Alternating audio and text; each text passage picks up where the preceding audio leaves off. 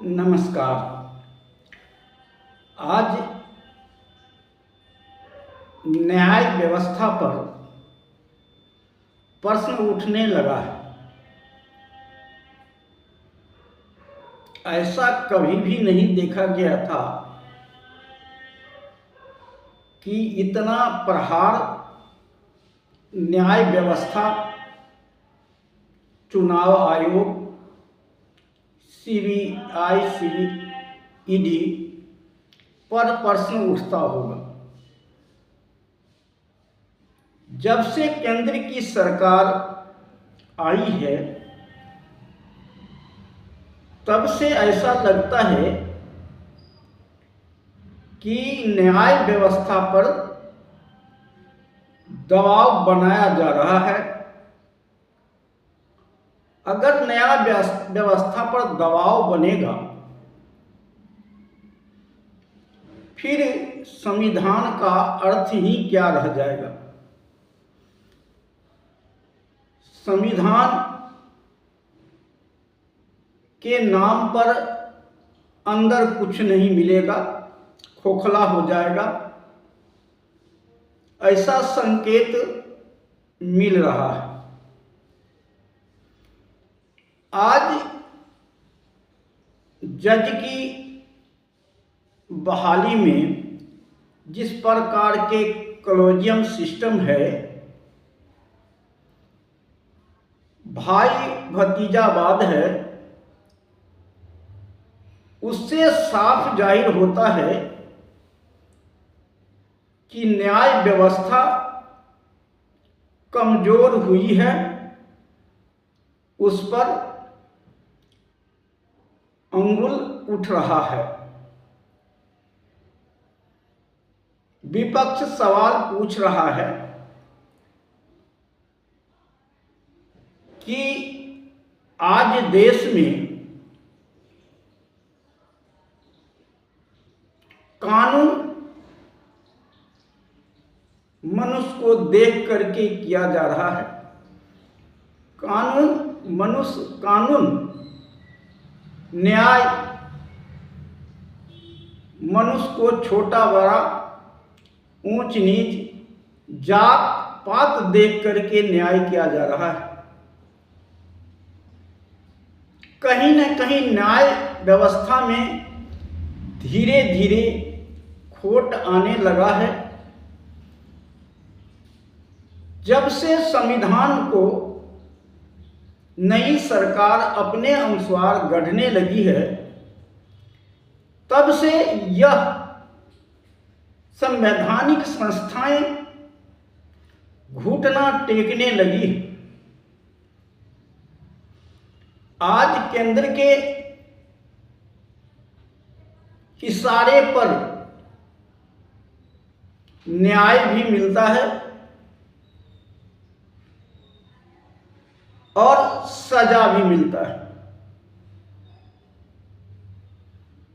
आज एक नई बहस सामने आ गया है जो मोदी जी का डिग्री का है। आज तक ऐसा सवाल कभी नहीं आया, कभी पूछने का भी मौका नहीं मिला, ITI लगाने का भी मौका नहीं मिला। आज ऐसा क्या है जो जनता प्रधानमंत्री के डिग्री पर सवाल कर रही है और उच्च न्यायालय डिग्री दिखाने से मना कर दिया है। ये नई बहस की विषय है। आज मीडिया में वकीलों के बीच, जजों के बीच यह बहस छिड़ गई है कि हमारा संविधान कहाँ जा रहा है। संविधान के मूल भावनाओं को तार तार किया जा रहा है। और लोग चिंतित भी हैं। विपक्ष तो पहले से ही चिंतित है, जो संविधान की आवाज को बुलंद कर रहा है। लेकिन आज तमाम जनता, मतदाता इस बात से चिंतित है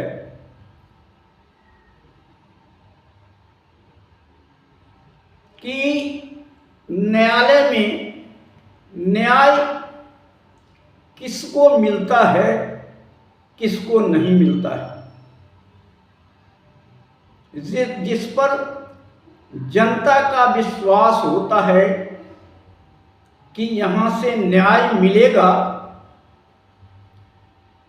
जज साहब अच्छे आए हैं, हमें न्याय की उम्मीद है। लेकिन जब वही जज न्याय के विपरीत फैसला सुनाते हैं तो जनता मायूस हो जाती है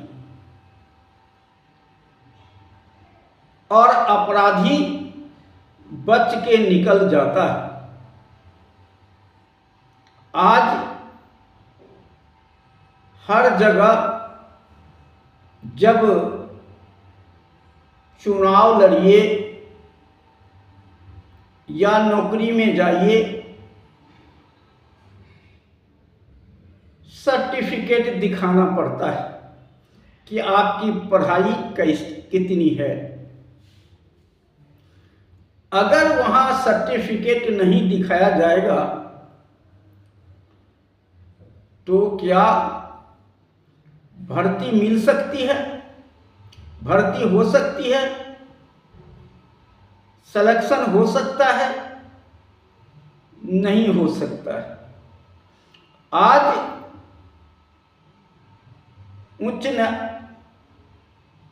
हाई कोर्ट यह फैसला सुनाई है कि यह निजी मामला है। प्रधानमंत्री निजी मामला कैसे हो सकते हैं? प्रधानमंत्री मतदाताओं का प्रधानमंत्री हैं, देश के जनता के प्रधानमंत्री है और जनता को यह जानने का अधिकार है कि प्रधानमंत्री की शिक्षा क्या है, क्योंकि जनता प्रधानमंत्री को चुनती है। इसलिए जनता को यह पूरा अधिकार है कि प्रधानमंत्री की डिग्री को देखे। लेकिन हाई कोर्ट मना कर दिया, जिस पर बहस शुरू हो गया। बहस होने का कारण भी है, जो विपक्ष है वह इस पर सवाल उठाता है। एक व्यक्ति को डिग्री फर्जी होने के कारण सजा मिलती है और एक आदमी को डिग्री नहीं दिखाने पर सजा नहीं मिलनी चाहिए। जो डिग्री नहीं दिखाता है, जिसका डिग्री फर्जी हो, वही डिग्री नहीं दिखा सकता है। जिसका डिग्री फर्जी नहीं होगा वह रात के 12 बजे में भी अपना डिग्री लेकर के सामने आ जाएगा कि हमारा ये डिग्री है, आप देख लो। लेकिन जो बंदा फर्जी होगा, जिसका डिग्री फर्जी होगा, वह फिर काहे को दिखाएगा? अगर नहीं दिखाएगा तो वह व्यक्ति दोषी होगा कि नहीं? हमारे ख्याल से वह व्यक्ति दोषी होगा। चाहे हाई कोर्ट यह मना कर दे, लेकिन जनता के नज़र में वह दोषी है, डिग्री फर्जी है। जनता मांग सकती है सजा देने की, कोर्ट से आग्रह कर सकती है, लेकिन आज भाष्य में यह मुद्दा क्या समाप्त हो जाएगा? क्या यह मुद्दा आगे रहेगा या कागज के पन्नों में समट करके रह जाएगा? अपराधी इसी प्रकार अपराध करके बच के निकल जाएगा। आज पीएम सीएम बिल आया है और उसमें कहा गया है कि पीएम और सीएम को भी रखा गया है। आज वह प्रश्न कहाँ उठ रहा है कि पीएम अपना डिग्री नहीं दिखाएंगे। जब विपक्ष पूछ रहा था कि पीएम और सीएम को डिग्री कौन देखेगा, जिसको पीएम और सीएम बहाली करेगा, नौकरी पे रखेगा, जिसको तनख्वाह देगा, वह क्या पीएम और सीएम के विरुद्ध केस लिखेगा, अरेस्ट करेगा, गिरफ्तार करेगा? यह प्रश्न ही नहीं उठता है, बल्कि यह बिल विपक्ष को परेशान, विपक्ष की सरकार गिराने के लिए, विपक्ष को जेल में बंद करने के लिए लाया गया। आज सुप्रीम कोर्ट, हाई कोर्ट में भी इसी प्रकार के जज बैठे हुए हैं, जो जिसको न्याय मिलना चाहिए था उसको सजा मिलता है, जिसको सजा मिलना चाहिए था उसका सुप्रीम कोर्ट से बरी हो जाता है। जनता मायूस हो जाती है। आगे संविधान बाबा साहब की बात शायद केवल फोटो में, किताबों में या मूर्ति में सिमट करके रह जाएगा। जमीन धरातल पर शायद संविधान की भावनाओं को नहीं स्थान दिया जाएगा। आज सरकार, मोदी जी बाबा साहब के ऊपर फूल डालते हैं, नमन करते हैं, संविधान की बार बार दुहाई करते हैं, लेकिन अंदर संविधान को खोखला करने के लिए सारी प्लानिंग कर चुके हैं और खोखला हो रहा है। विपक्ष इसका आवाज भी उठा रहा है, लेकिन विपक्ष की आवाज को दबाने के लिए संसद में पीएम सीएम बिल लाया जा रहा है। जिस प्रकार दिल्ली में 4 मंत्री, मुख्यमंत्री को जेल में बंद किया गया, उदाहरण साफ है कि सरकार का नियत गलत है। चुनाव आयोग पर, सुप्रीम कोर्ट पर भी सरकार दबाव बना रही है और मीडिया सरकार के अंदर में खेल रही है। मुद्दा से हट करके बात करती है, जन समस्या से दूर होकर के बातें करती है और किसी न किसी प्रकार के सांप्रदायिक तनाव पैदा करना चाहती है, जिससे कि सरकार को कहीं न कहीं फायदा हो। इसी प्रकार का आवाज उठाती है। कहीं भी कोई दंगा होता है, उसमें धर्म की मुद्दा को घुसा दिया जाता है और चुनाव की रोटी सेकने की काम किया जा रहा है। आज मीडिया जो सरकार से प्रश्न करना था, वो आज विपक्ष से प्रश्न करती है। आज प्रमुख मुद्दा को स्थान नहीं देकर के इधर उधर का सांप्रदायिक मुद्दा को बड़े पैमाने पर मीडिया उठाने की काम कर रही है, जिससे देश में तनाव ही पैदा होता है और तनाव पैदा करके एक पार्टी को फायदा पहुंचाया जाता है। हिंदू मुस्लिम करके रोटी सेका जा रहा है। जब जब भी चुनाव आता है तो ऐसी घोषणाएं की जाती है, मंच से ऐसी बातें की जाती है जिससे कि तनाव पैदा हो, हिंदू मुस्लिम किया जा सके और जो मुद्दा हो वास्तविक मुद्दा जनता का, इस पर से ध्यान जनता को हट जाए।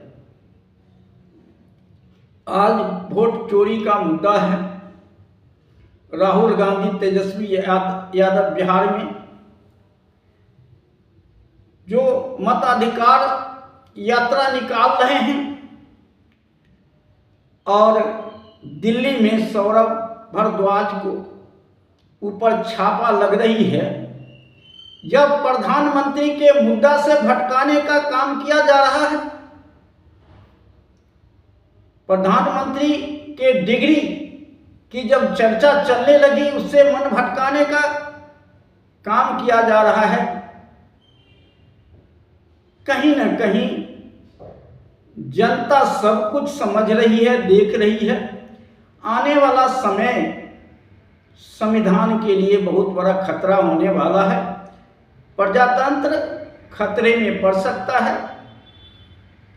किसी समय अंग्रेजों को गुलाम हम थे और आज हम अपने ही देश के लोगों के पूंजीपतियों को गुलाम बनने जा रहे हैं। अब जनता को जागना पड़ेगा, जनता को देखना पड़ेगा, सही फैसला लेना पड़ेगा और भ्रमित करने वालों मुद्दा से सावधान होना पड़ेगा, क्योंकि चुनाव आने के समय भेड़ियां भेष बदल के आकर के जनता को वोट ले जाती है। उसे समझना और देखना पड़ेगा। आज देश में समस्या विकराल रूप से बनी हुई है, लेकिन उस समस्या के ऊपर बात नहीं होता। जब भी चुनाव होता है, धर्म के मुद्दा, जात पात के मुद्दा, ऊंच नीच का मुद्दा खड़ा हो जाता है और जनता ठगा सा रह जाता है। विपक्षी दल भी ठगा रह जाता है। और वोट चोरी का मुद्दा से आपको राहुल गांधी ने अवगत कराया है। शायद जनता तक जा रही है, आगे देखना है क्या होता है। न्याय मिलती है या संविधान खोखला हो जाएगी, इस पर चिंता है। हमें ही चिंता नहीं, पूरे देश को जो संविधान की बात करता है उनके मन में यह चिंता पैदा हो गई है कि आज संविधान खतरे में पड़ गया है, उसे कैसे संभाला जा सकता है, इस खतरे से कैसे निकाला जा सकता है। आज देश के जनता और सांसद महोदय भी सोच रहे हैं। जो सत्ता में बैठे लोग हैं वो भी चिंतित हैं कि आज संविधान के ऊपर किस प्रकार प्रहार किया जा रहा है। आज आगे देखना है क्या होता है, लेकिन कहीं न कहीं मतदाताओं को अपना अधिकार के लिए आगे आना पड़ेगा, नहीं तो देश का सब संसाधन पूंजीपतियों के हाथों में चला जाएगा और फिर मतदाता गुलाम हो जाएगा। यही संकेत दिखाई पड़ता है। इसलिए मतदाताओं को जागना पड़ेगा, समझना पड़ेगा, संविधान की मूल भावना को जागृत करना पड़ेगा, जनता के बीच में ले जाना पड़ेगा। जिस प्रकार राहुल गांधी, तेजस्वी यादव मताधिकार के लिए लड़ाई लड़ रहे हैं, जनता को जगाने के काम कर रही है, यही लड़ाई पूरे देश में उठाना पड़ेगा और ये राजशाही व्यवस्था कायम करने वाले के विरोध में आवाज उठाना पड़ेगा। न्याय व्यवस्था दुरुस्त करने के लिए आवाज उठाना पड़ेगा। चुनाव आयोग को निष्पक्ष होने के लिए आवाज उठाना पड़ेगा। ईडी, सीबीआई सही काम करे, इसके लिए आवाज विपक्ष को उठाना पड़ेगा, तभी जाकर के हमारा संविधान बच सकता है। आज इतना ही। जय हिंद, जय भारत, नमो बुद्धाय।